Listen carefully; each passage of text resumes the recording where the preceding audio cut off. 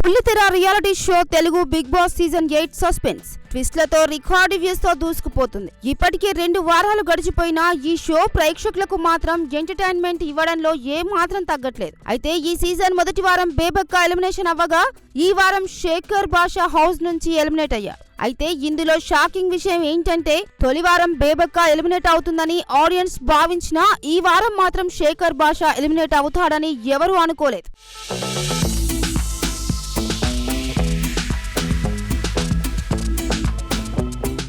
శేఖర్ బాషా eliminate అవ్వడానికి గల అసలు కారణం తెలిసింది. శేఖర్ బాషా హౌస్ నుంచి వెళ్లిపోవడానికి గల ముఖ్య కారణం తన భార్య డెలివరీ కావడమేనట. తన భార్య డెలివరీ కావడం వలన హౌస్ నుంచి బయటకు రావాలని శేఖర్ భావించినట్లు సమాచారం. దీంతో ఆడియన్స్ వేసిన ఓట్లను పక్కన పెట్టి బిగ్ బాస్ నిర్ణయంతో ఈ వారం ఎలిమినేషన్ జరిగినట్లు తెలుస్తోంది. మరోవైపు హౌస్ నుంచి బయటకు వెళ్లిన శేఖర్ బాషాకు పెద్ద మొత్తంలో రెమ్యునరేషన్ దక్కినట్లు తెలుస్తోంది. ఆయన ఉన్న 2 వారాలకు గాను వారానికి 2.5 లక్షల చొప్పున 5 లక్షల్ని బిగ్ బాస్ నిర్వాహకులు ఇచ్చినట్లు సమాచారం.